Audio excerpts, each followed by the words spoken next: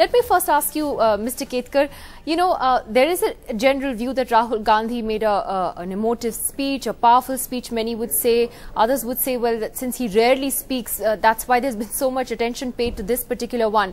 But do you think that what he said in Jaipur announces his arrival onto the center stage of the Congress's politics? Yeah, of course it has brought, the speech has further brought him on the center stage and made him the major campaigner for Congress in 2014. But that is not the only point. Till recently the entire media, I must say, and the opposition were saying that he is not connected, he is totally disconnected from the youth, from the mood of the country, from the people in general, and the evidence was cited as UP, Bihar and Gujarat elections. Now suddenly media perhaps has realized that he was quite well connected, were perfectly in tune with the mood of the people, and that's why he talked about the alienation of the youth, alienation of the tribals, alienation of the women, alienation of Dalits, and he talked about the gender issue.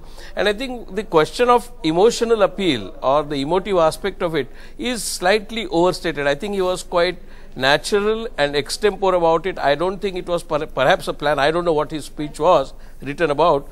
But I think it was a natural expression of his growing up, and he wanted to share that with the people in the Congress, and particularly with the country through television channels, that he was connected with this country, with his family, with the party, because of certain emotional bonds also, and those emotional bonds consist of death or killing of his grandmother and killing of his father. I think they are extremely gruesome and at the same time touching moments in national history. And so nothing wrong if he touches the emotional chord. I don't think it was emotional blackmail. I don't think it was emotional appeal. It was just narration and expression of the angst and the anger and the frustration and the sorrow and the pain in his heart. Jarat, do you agree that this shows that Rahul Gandhi has been connected to people all along? The fact that he listed out all these list of problems which are obvious, many would say. No, that's the point. I mean, yes, today he is formally the #2 in the Congress party, but as Congress leaders have been reminding us again and again that he has been de facto #2 ever since he stepped into politics formally.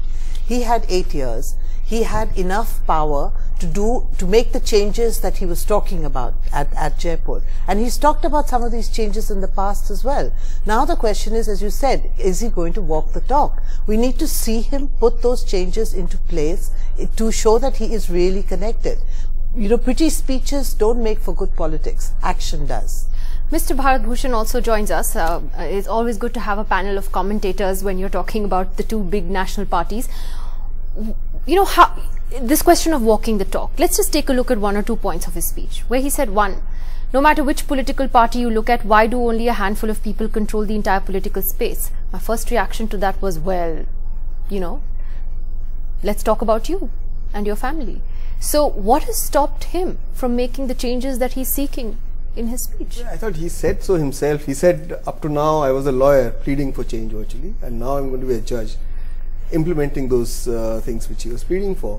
And to be fair to the young man, he has implemented some of these changes. If you look at the Youth Congress General Secretaries, out of 22, at least 7 are people without any family pedigree. So he's describing a situation and he's saying that he has every intention to change it. Change often doesn't begin with oneself. This party, after all, survives. The glue that holds the party together is the Nehru Gandhi family, whether you like it or not.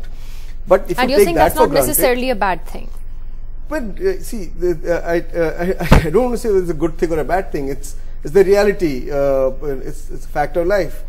But if you take the family as given, the Nehru Gandhi family as given, he wants to change and decentralize power.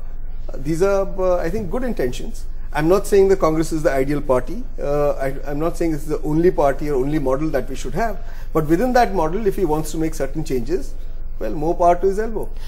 Mr. Venkaiah Naidu, I know that BJP has a very cynical view on Rahul Gandhi, and you wouldn't really be willing to compliment him on anything. But the point that Mr. Bhushan made about him beginning to make that change, at least in the Youth Congress, the fact that his family heading the party is a reality. Do you think that Rahul Gandhi needs to be given a chance to show that he can walk the talk on all the things he's listed out? No, who stopped them from walking the talk all these years? Who has been in power?